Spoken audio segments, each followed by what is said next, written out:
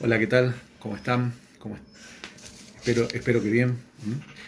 Eh, bueno, nos encontramos nuevamente para un nuevo encuentro teórico, ya viendo los últimos temas de nuestro programa.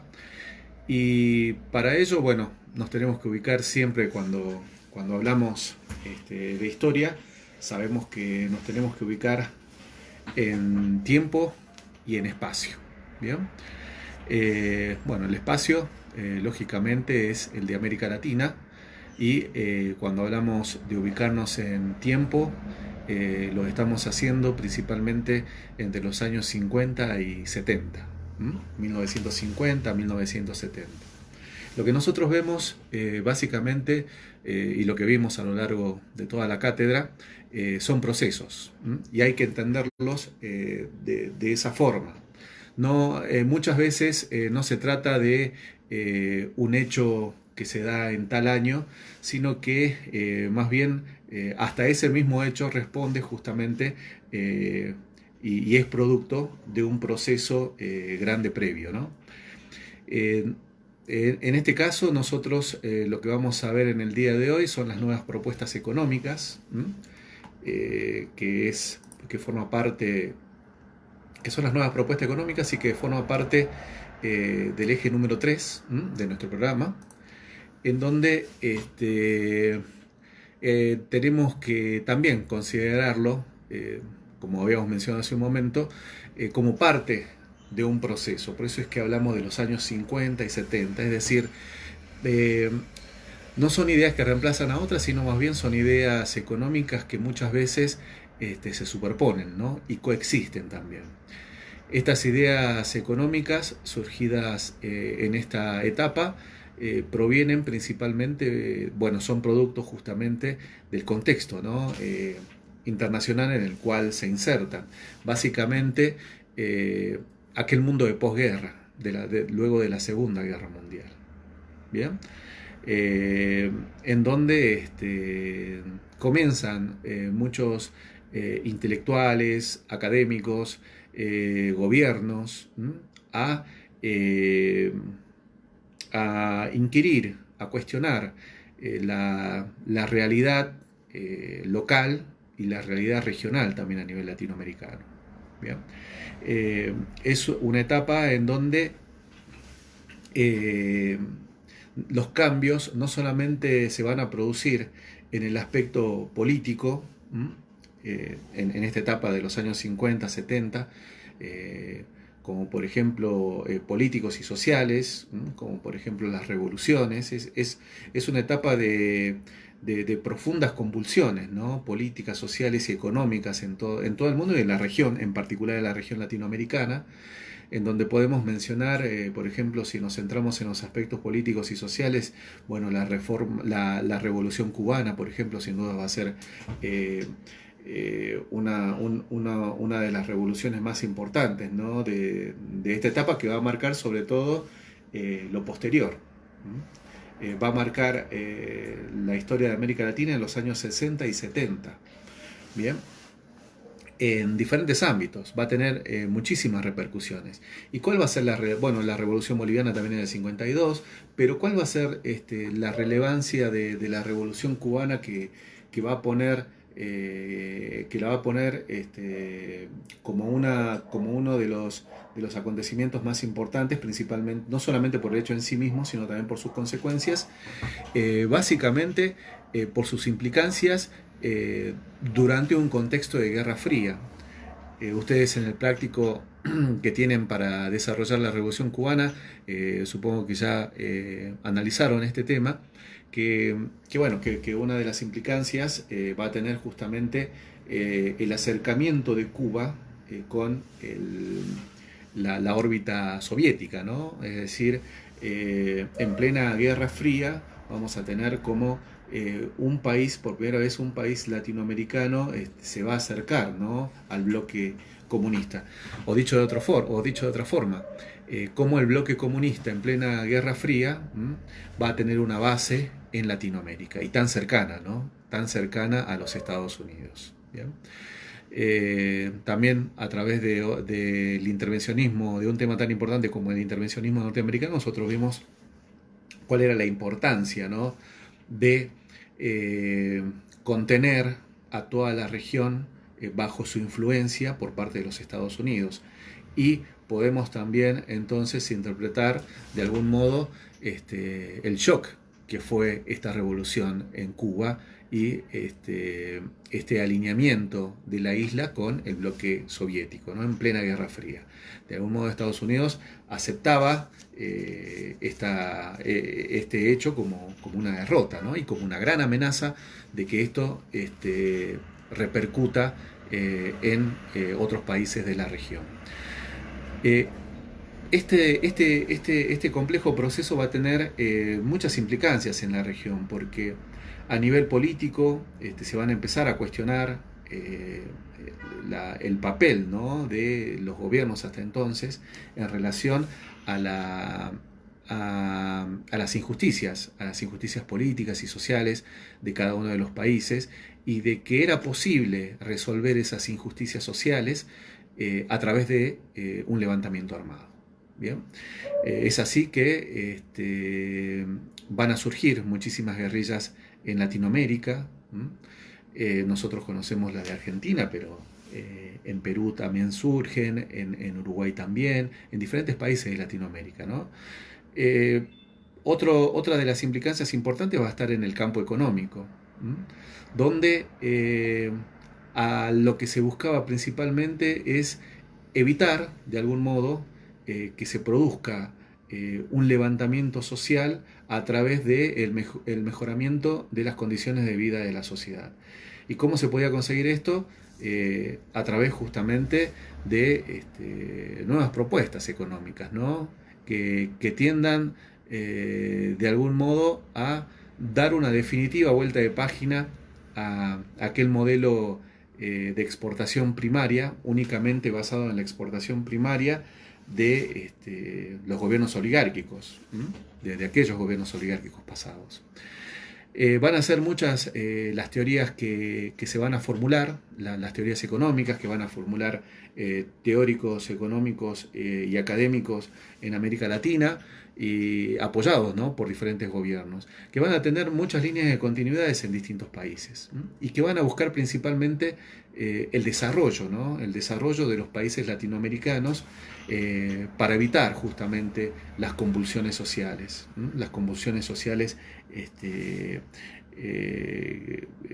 aquellas convulsiones sociales que sean tan importantes, ¿no?, que puedan de algún modo voltear algún gobierno, tirar algún gobierno a través de un levantamiento significativo. Bien. Van a surgir entonces distintas propuestas económicas, entre las cuales va a surgir una del propio Estados Unidos, que ya hablamos algo de esto en la clase pasada, que tiene que ver con la Alianza para el Progreso. Pero sin embargo hay otras propuestas económicas que surgen del interior de la región latinoamericana, que van a cuestionar el papel histórico. Muchas de ellas van a cuestionar el papel histórico de los países latinoamericanos como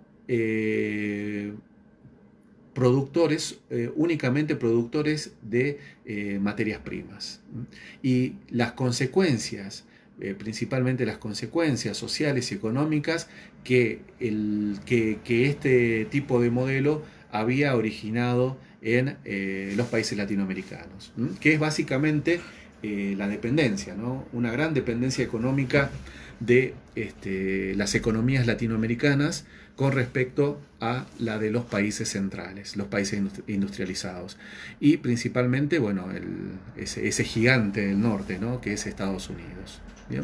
Hay un gran cuestionamiento en este sentido. Bueno, ustedes ya vieron entonces estas transformaciones políticas, y van a ver a través del surgimiento de las guerrillas también en los prácticos, la Revolución Cubana y el surgimiento de las guerrillas.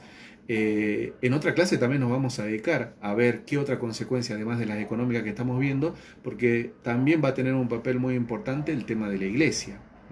El tema de la iglesia también va a repercutir mucho eh, estos hechos, ¿no? Todo este ambiente y todo este contexto también va a tener sus repercusiones en el rol de la Iglesia a través del Concilio Vaticano II, en donde también luego más adelante va a surgir la teología de la liberación, los sacerdotes del tercer mundo.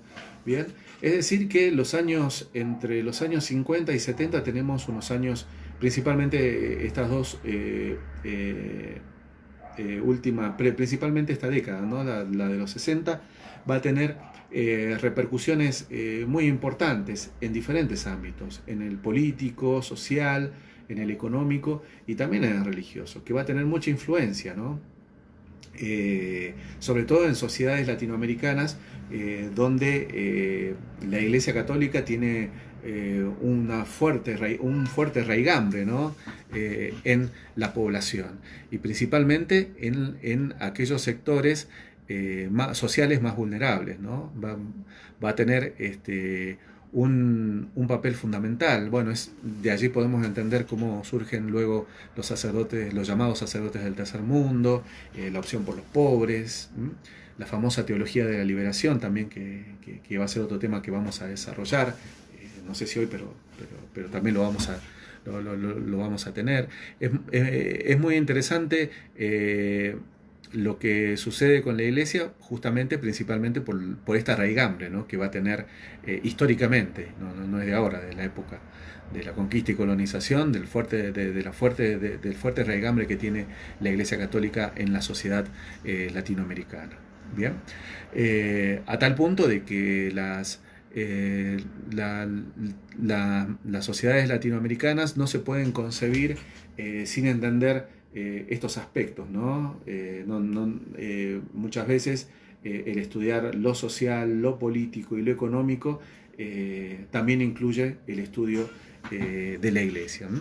Son años de profundos cambios, también de profundos cuestionamientos que se hace a su interior la Iglesia Católica y que va a tener amplias repercusiones. Habíamos hablado en algún momento la clase pasada de que les había comentado, ¿no? Acerca del contexto del Cordobazo, por ejemplo, cuando se cumplieron los 50 años del Cordobazo, se hizo una conferencia, distintas conferencias, y una muy interesante fue la de Mónica Gordillo, doctora en historia, docente de la Universidad Nacional de Córdoba, en donde ella mencionaba, y bueno, que estudia, ¿no? Que estudia esta etapa tan convulsionada de los años 50, 60, y los conflictos sociales. También tiene un libro acerca de los cacerolazos del 2001. Bueno, el gran, no solamente fue el gran conflicto del 2001, ¿no? Cuando la Argentina explota económica y socialmente. Es una historia que se dedica, digamos, a estudiar estos conflictos sociales importantes en nuestra historia. Y ella mencionaba, ¿no? que el papel de la juventud en ese entonces, dado de que la juventud formó parte, como ustedes saben, del Cordobazo junto al sector obrero. Ella mencionaba más o menos el perfil de lo que era ser joven en esos años, ¿no? En esos años de los años 60, que no era solamente algo vinculado solamente a lo etario, el ser joven, sino que el ser joven implicaba compromiso, un fuerte compromiso social. El ser joven implicaba trabajar en conjunto con los sacerdotes del tercer mundo, con los curas villeros, estar militando en una villa. Militando se entiende estar allí, ¿no? Estar allí en un comedor o dando clases, ayudando clases de apoyo o clases a personas analfabetas en las villas, o bien militando en las agrupaciones estudiantiles universitarias o secundarias. esto, digamos que ubicarnos y tener en cuenta este perfil de la juventud de los años 60 en la Argentina, sin dudas se inserta dentro de este contexto que estamos mencionando, ¿no? Un contexto muy convulsionado, política y socialmente y económica, convulsionado en los ámbitos político, social y económico, ¿bien? En la creencia de lograr resolver estas tensiones, ¿no? Y estas contradicciones sociales existentes y estas injusticias sociales existentes en las sociedades no solamente a través de la vía democrática, sino también a través de la vía armada. Ya lo había demostrado no solamente la Revolución Boliviana, sino ciertamente la Revolución Cubana. Eh, Esta última había demostrado que el socialismo era posible, ese sueño que por tanto tiempo había sido casi utópico para gran parte de la sociedad latinoamericana, por primera vez era posible, y las sociedades latinoamericanas tenían esa opción, lo habían palpado, lo habían presenciado, habían sido protagonistas, y también creían en esa opción de llegar al socialismo, de poder acelerar, de creer en el socialismo como la solución a todos los conflictos existentes hasta entonces, ¿no? Pero es un socialismo con una fuerte impronta latinoamericana, un socialismo muy vinculado al nacionalismo. En el caso argentino es un socialismo muy vinculado también con el nacionalismo popular, y más específicamente con el peronismo. ¿Bien? Esto como para marcar y remarcar la impronta propia, ¿no? que va a tener estas ideas en Latinoamérica. No por nada en los años 60 y 70 las guerrillas como Montoneros, como el ERP, van a surgir y van a tener una fuerte impronta peronista, ¿no? O bien esos cánticos de esa época, ¿no? De los años 60, en donde con Perón y Evita, la patria socialista, ¿bien? Es decir, que es un socialismo y son ideas muy particulares con una clara impronta regional latinoamericana. ¿Bien? Es una etapa muy convulsionada en todos los ámbitos, y nosotros lo que ustedes van a desarrollar en los prácticos, venideros ya tienen en carpeta la Revolución Cubana, tienen en carpeta en los años 60, justamente donde van a profundizar mucho más esto, lo que estamos hablando, después el militarismo, las guerrillas, ¿bien? Es decir, de que este va a ser el contexto en el cual se van a desarrollar todos estos temas que estamos viendo. Nosotros nos vamos a centrar en el día de hoy en estos cambios y estas nuevas propuestas en el ámbito económico. ¿Bien? ¿Cómo repercute todo este contexto en el ámbito económico? ¿Sí? Principalmente en el aspecto económico. Nosotros, para comenzar, tenemos que decir que la influencia de la posguerra va a ser muy importante en América Latina. En 1948, por ejemplo, la ONU crea la Comisión Económica para América Latina, la llamada CEPAL. ¿Cuál era la función de la CEPAL? Bueno, promover aquellos estudios que fomentaran el desarrollo económico. Bueno, uno de los grandes teóricos y actores académicos, intelectuales de la época va a ser Raúl Prebisch, que va a enunciar esta teoría de la relación la relación centro y periferia. El deterioro de los términos de intercambio en esa división internacional del trabajo, ¿no?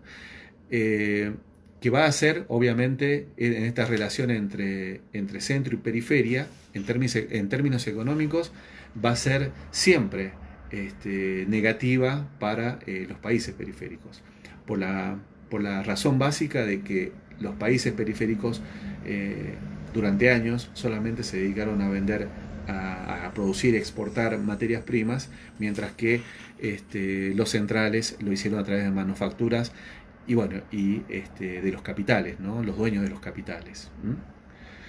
Se propone ya en estos años un proceso de industrialización deliberada.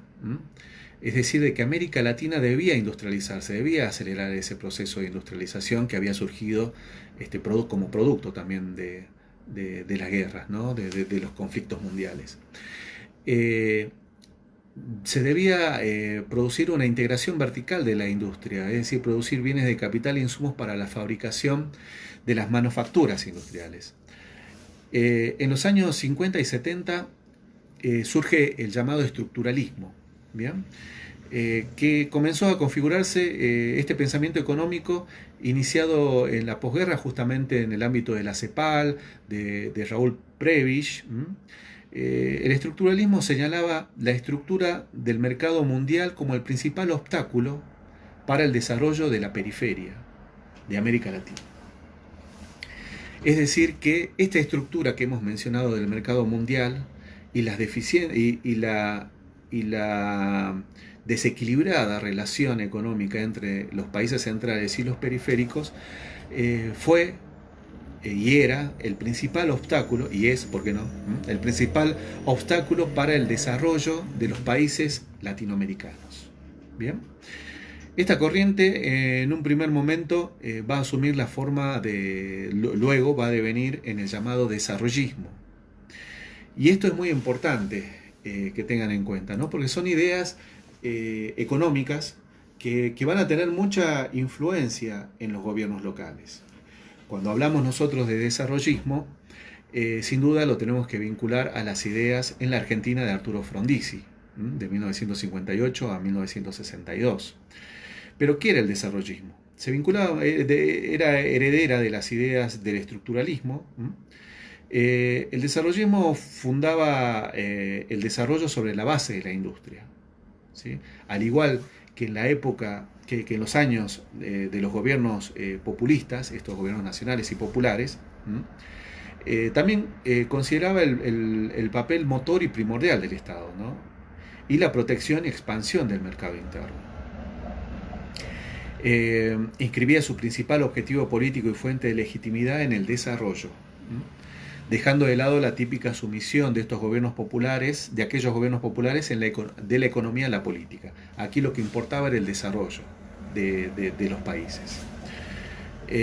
Luego, más adelante, se podía abrazar a los sectores sociales que necesitaban también del auxilio del Estado, ¿no? Pero acá, digamos, en el aspecto económico, se debía priorizar al desarrollo.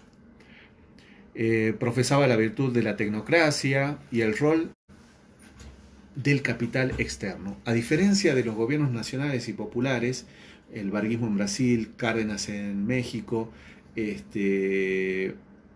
Perón en la Argentina, que basaban el desarrollo industrial principalmente en la consolidación y el cuidado del mercado interno, exclusivamente en eso.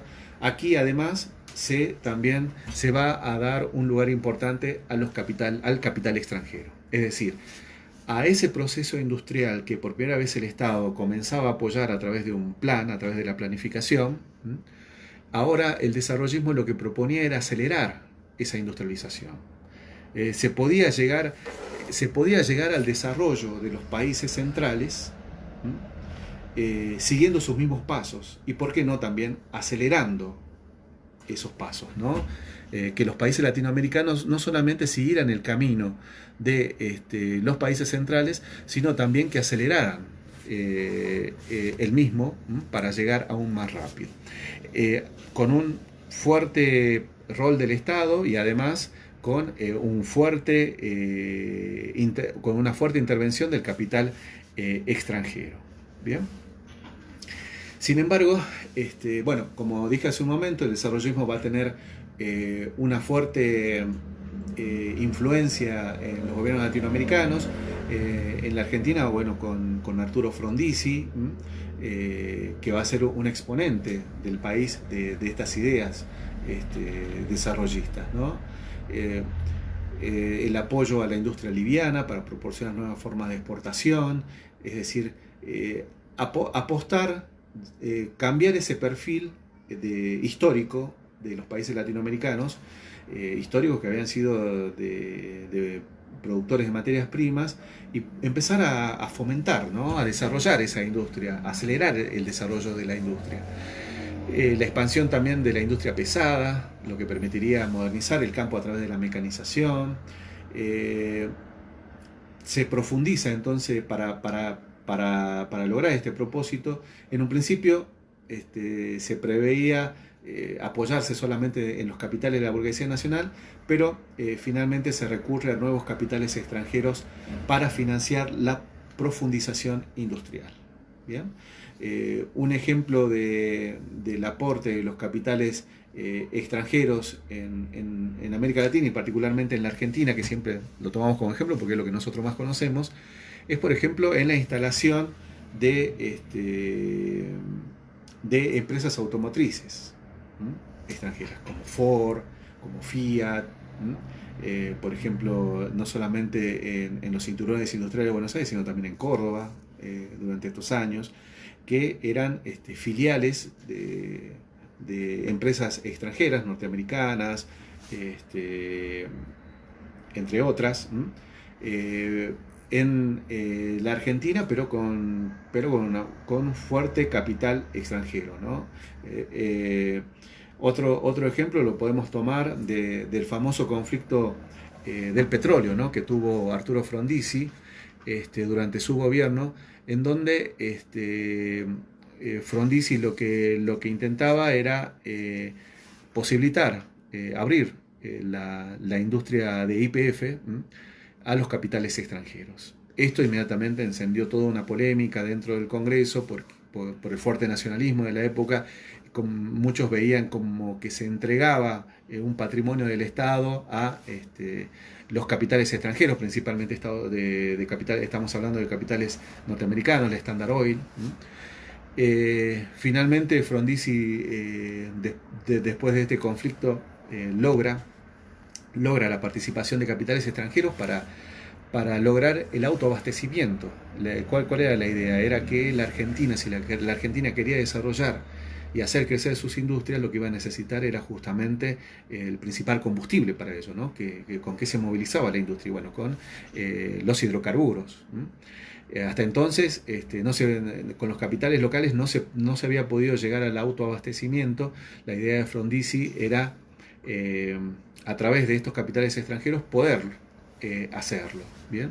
Finalmente, pese a todas las críticas y toda esta batalla, la famosa batalla del petróleo, así es conocida en la historia argentina, entre comillas ponemos batalla del petróleo, que tiene que ver con todos estos cuestionamientos, las polémicas, todo en el ámbito político.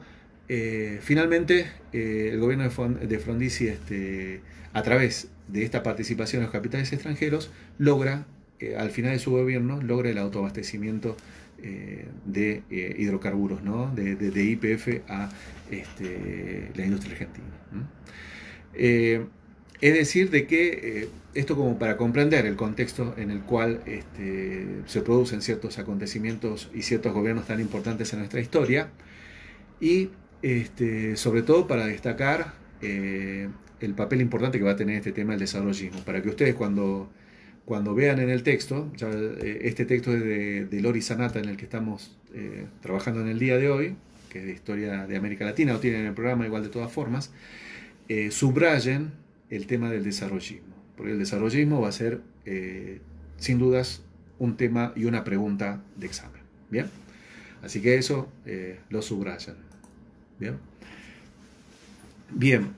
Hay muchos críticos, sin embargo, críticos nacionalistas, ¿no? Dado de que criticaban el desarrollismo.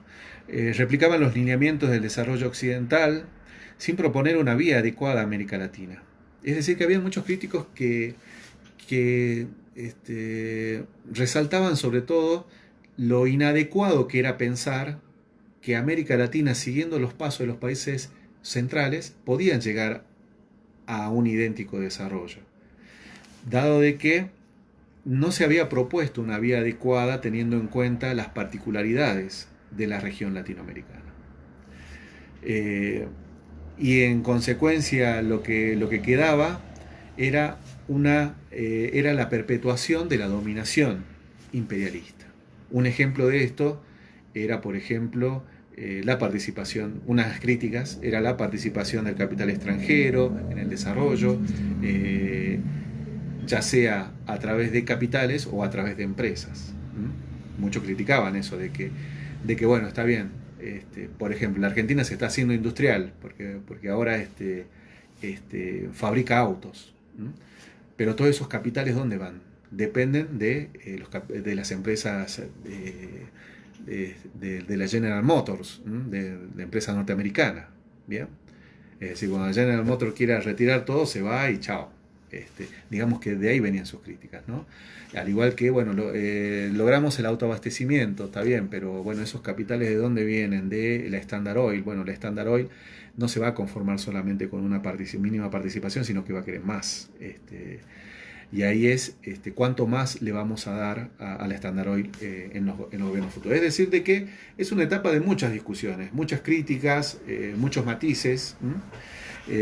Bueno, esta dominación imperialista que surge en esta época con más fuerza, porque ya nosotros ya sabemos que en los años 30 ya se hablaba de imperialismo, por el fuerte dominio norteamericano y británico principalmente en esta región.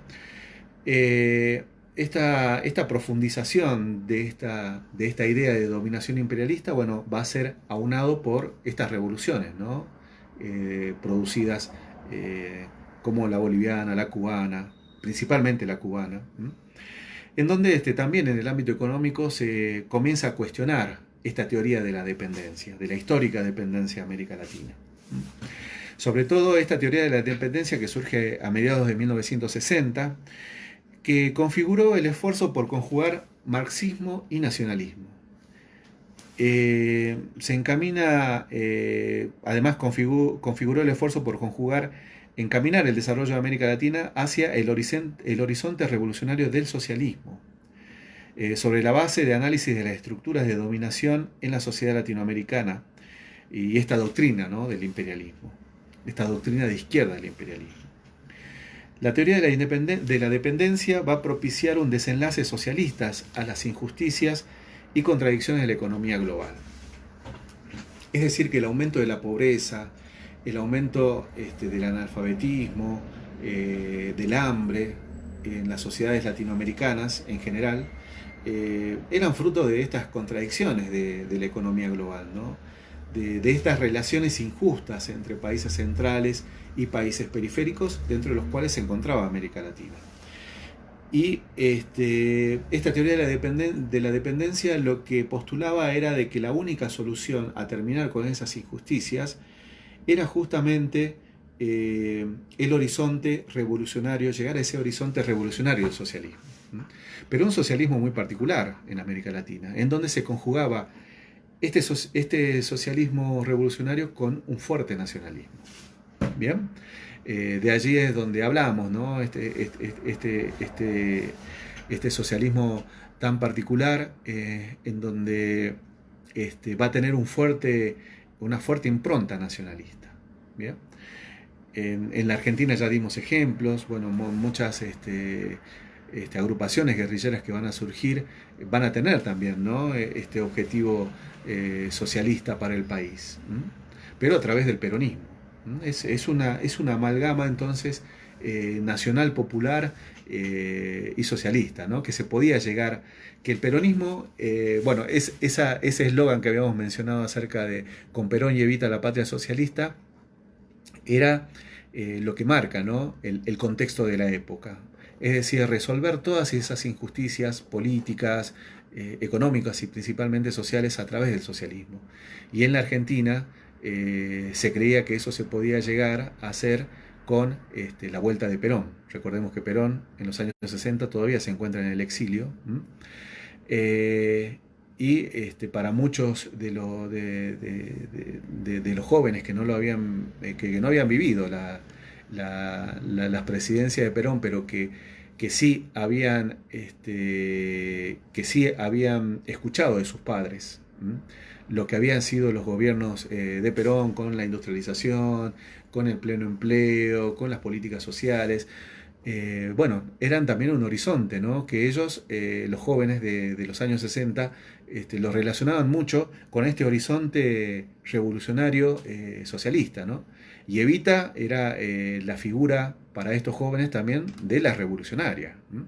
De una mujer que por el hecho de ser mujer en los años 50, ya por el hecho de ser mujer en los años 50 y de haber cumplido el rol que cumplió, era una revolucionaria, una figura revolucionaria en sí para la juventud de los años 60, ¿no?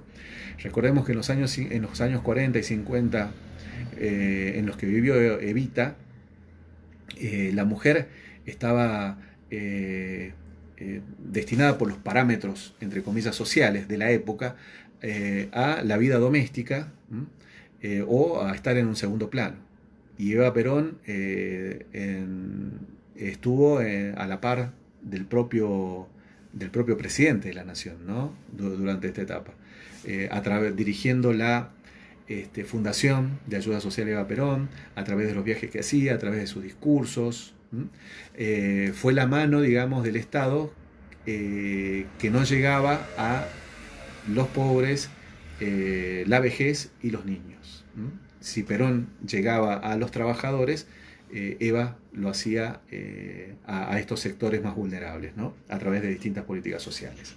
Entonces, para los jóvenes de los años 60, Evita era una revolución, la figura de Evita era una revolucionaria en sí.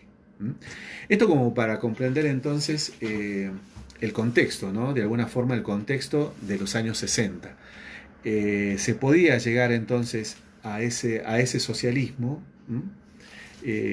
como un objetivo para resolver las profundas tensiones sociales, políticas y económicas de las sociedades en Latinoamérica. ¿Bien? En eso digamos que encontramos un punto en común, ¿no? De este proceso en toda la región. Eso es lo que propugnaba entonces la teoría de la dependencia. ¿Bien? Que es otro tema que ahí resaltemos, teoría de la dependencia. Marcos, bien, sí, la idea es que estemos todos, los que no pueden estar, obviamente lo van a poder ver después, porque el video queda, ¿no? en el Facebook. Bueno, finalmente tenemos la Alianza para el Progreso, que de eso también hablamos la última clase. Y esto también tienen que subrayar, el tema de la Alianza para el Progreso, que va a ser un ambicioso proyecto de cooperación de los Estados Unidos para con Latinoamérica. Como habíamos dicho, va a ser presentado como el Plan Marshall, pero no para Europa, sino para la región. Este es un plan formulado e ideado por los Estados Unidos luego de lo que había sido la Revolución Cubana y sus efectos. Para evitar una nueva Cuba, entonces se lanza este plan, este paquete de ayuda que llegaba a los 20.000 millones de dólares a realizarse a lo largo de toda una década. Fue lanzado por el imperativo del contexto de Guerra Fría y de la doctrina Monroe, y como dijimos, para evitar el surgimiento de una nueva Cuba, y pretendía promover el desarrollo y mejoramiento de las condiciones de vida. Pero sin embargo fracasó. ¿Fracasó por qué? Bueno, para un hecho histórico nosotros tenemos que tener en cuenta de que no hay una sola causa, sino que más bien para explicar un hecho histórico hay muchísimos factores que se conjugan. Uno de ellos fue que su paralelo con el Plan Marshall era engañoso, dado de que lo ocurrido en Europa no era posible aquí. Los países europeos habían atravesado la democracia e industrialización, procesos que aún estaban pendientes sin dudas en América Latina, que eran portadoras, como recién dijimos, de grandes contrastes, de grandes tensiones y de grandes injusticias, ¿no? En diferentes ámbitos en las sociedades latinoamericanas. Además, otro factor es que los Estados Unidos, cuando advirtieron que las reformas necesarias para poder mejorar la calidad de vida de la sociedad eran implementadas, cuando se dieron cuenta que esas reformas eran fuente de una peligrosa inestabilidad, antepusieron el imperativo de la seguridad por sobre las ambiciones de la Alianza para el Progreso. ¿Esto qué significa?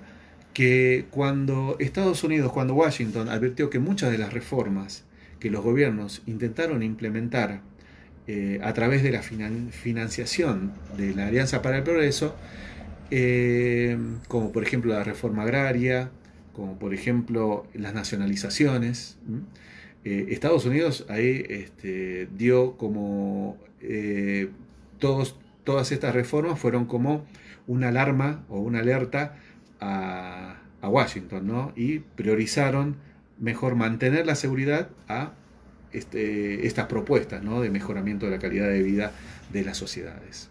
¿Por qué? Porque estas reformas de nacionalizaciones, de reforma agraria, de expropiaciones en muchos casos, atentaban y eran muy similares a los propugnados por lo que había sido la Revolución Cubana, ¿no? Es por esto que ante un cambio tan drástico de modelo económico, era mejor entonces alentar de algún modo el orden y la seguridad por sobre el mejoramiento de las condiciones de vida de las sociedades latinoamericanas. Un último aspecto que podemos destacar del porqué del fracaso de la Alianza para el Progreso, podemos mencionar que ante ciertas reformas relevantes como la que mencionamos, los sectores medios también, asustados por las movilizaciones de la clase obrera y el crecimiento de los pobres, de las villas miseria, van a tender a privilegiar el orden a la democracia, sosteniendo nuevos regímenes autoritarios. ¿Bien? Y esto nos lleva entonces a no solamente explicar de algún modo el contexto económico producto de este ciclo de revoluciones y convulsiones sociales existentes en América Latina, sino también nos ayuda a explicar el surgimiento de otro proceso también muy importante que se va a dar en América Latina durante estos años, que va a ser el del militarismo, el surgimiento de dictaduras militares en esta época, ¿no? En los años 60, 70, ¿bien? Que van a ser avalados justamente no solamente por Estados Unidos, que va a tratar de preservar el orden a los otros objetivos que podían esperar, sino que también van a ser apoyados por los sectores medios y los sectores altos de las sociedades latinoamericanas, que van a priorizar el orden y la seguridad, temerosos ante los conflictos sociales existentes, como por ejemplo los reclamos populares, el crecimiento de la pobreza, de las villas. Bueno, hay que mantener el orden, entonces hay un claro posicionamiento de un buen sector social que apoyó al orden a través de los golpes militares, gobiernos fuertes, por sobre resolver, ¿no? Estas injusticias y contradicciones sociales. Bien. Estas ideas entonces van a ser muy importantes porque de algún modo son producto también de esta época que estamos analizando. ¿Bien? Son producto de lo que fue la Guerra Fría y el acercamiento por primera vez del bloque comunista a la región, la llegada, ¿no? Y también del éxito que por primera vez hubo en América Latina de una revolución de una revolución de carácter socialista. ¿Bien? Y de que muchos gobiernos y muchas sociedades sobre todo van a creer en que el cambio a estas contradicciones históricas, contradicciones y tensiones históricas que mencionamos desde el comienzo de la cátedra, pueden resolverse a través de la vía socialista y a través de la vía, ¿por qué no?, revolucionaria. Bien, contraposición van a surgir nuevas ideas que van a tratar de no llegar a esto a través de un mejoramiento de la calidad de vida de las sociedades a través del desarrollo, principalmente del desarrollo económico de los países latinoamericanos. ¿Bien?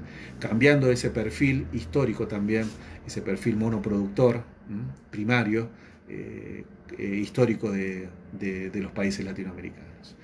Y también el rol de los Estados Unidos, ¿no? A través de estas ayudas económicas que va a ser muy ambicioso, pero va a fracasar eh, por causas propias de la Casa Blanca y también por causas propias latinoamericanas como la que hemos mencionado, ¿no?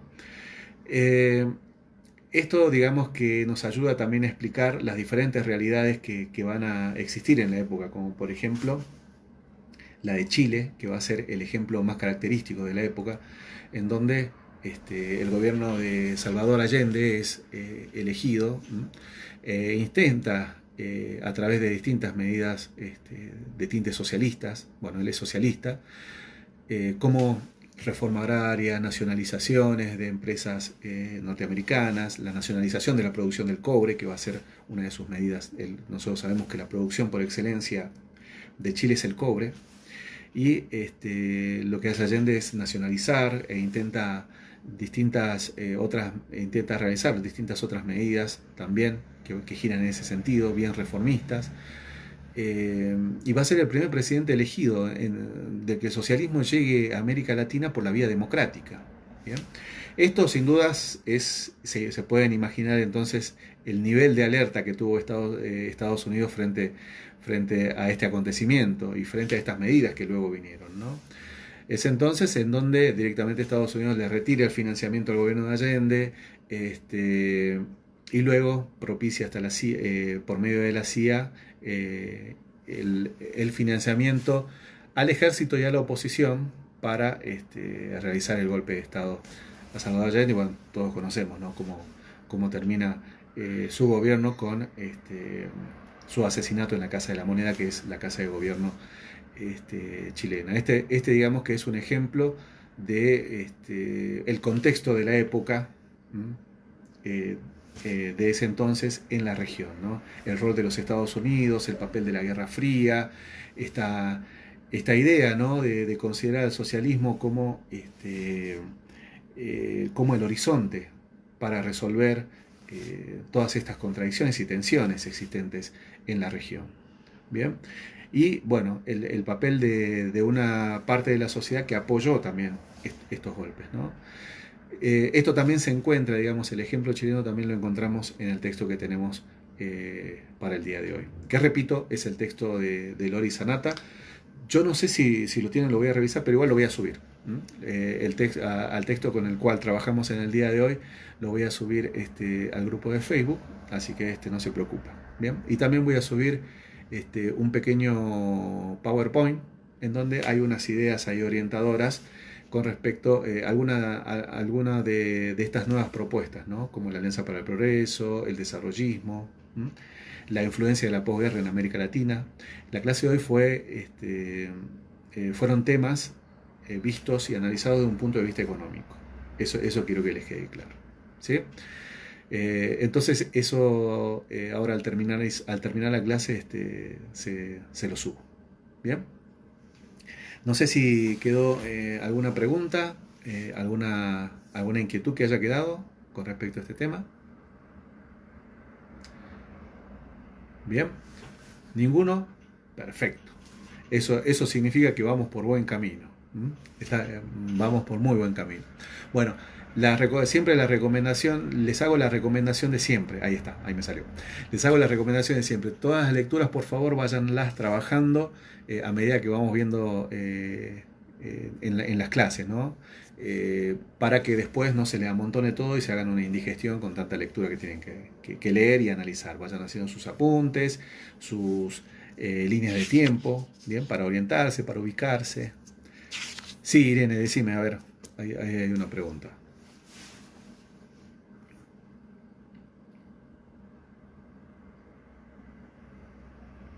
Bueno, sigo con la recomendación entonces. A ponerse al día con las lecturas, ¿sí? Bueno, eh, si no hay ninguna... A ver, no existe unanimidad en la mirada. En la mirada Centauro, no entiendo bien en torno al modelo peronista. Sí, nosotros lo que hablamos del peronismo es a modo de ejemplo, Irene. Lo que decimos es que los gobiernos, sí, sí, no me refería específicamente al gobierno peronista en sí. Lo que hice fue tomar como ejemplo el gobierno peronista para profundizar el análisis sobre el desarrollismo. Lo que decía con respecto al gobierno argentino es que si los gobiernos nacionales y populares o los populismos tenían un modelo económico basado en la industrialización sostenido por, por uno de los pilares más fuertes, ¿no? Del modelo de estos gobiernos populares, fue el mercado interno. El desarrollismo, además de este pilar del mercado interno, que también quería fortalecer, sumaba el capital extranjero. Eso es lo que me interesa, lo que me interesa que puedan destacar, ¿no? Y que lo dice el texto también. Es decir, esta diferencia entre la economía de los gobiernos populares y la economía basada en el desarrollismo, ¿sí? Los gobiernos populares tenían una visión, ambos coinciden en la industrialización. Y estamos hablando de la Argentina, Brasil, México, no solamente de la experiencia local, ¿no? A lo que apunto principalmente es a saber diferenciar y a saber destacar que el desarrollismo va más allá del modelo propugnado por que el modelo económico propugnado por los gobiernos populares. Va más allá en el sentido de que aquí lo que aumenta es una visión mucho más ambiciosa, ¿no? El hecho de también desarrollar la industria no solamente liviana, sino también pesada. Con no solamente con la participación del mercado interno, sino también del capital extranjero, ¿sí? Es decir, de que aquí el desarrollismo lo que propugna es acelerar la industrialización en los países latinoamericanos, ¿bien? En donde ya existía, ¿no?, un cierto grado de industrialización, como Brasil, Argentina, México, ¿bien? Eso digamos que es lo que me interesa que destaquen con respecto a los gobiernos populares. Y acá lo tienen en el texto bien clarito. Es decir, de que hay similitudes entre ambos, entre el desarrollismo y la economía de estos gobiernos populistas, pero también hay diferencias. Y el autor lo destaca, que tienen que ver con esto, ¿no? El hecho de el desarrollismo, priorizar el desarrollo por sobre aquella clásica sumisión de la economía a la política existente en los años anteriores, de no solamente sostenerse en el mercado interno, sino también a partir de una fuerte participación del capital extranjero. Y además de desarrollar industrias, no solamente la liviana, sino también desarrollar la industria pesada. No sé si se entendió, ¿sí? Bueno. Bueno, entonces la recomendación ya la hice. Por favor, manténganse siempre con la lectura al día, armen sus apuntes para poder destacar este tipo de diferencias, este tipo de temas, los rasgos principales de cada uno de los temas que estamos viendo, ¿sí? Bueno, Irene, bueno, nos encontramos entonces la próxima semana, a seguirse cuidando y bueno, a seguir leyendo. Hasta la próxima.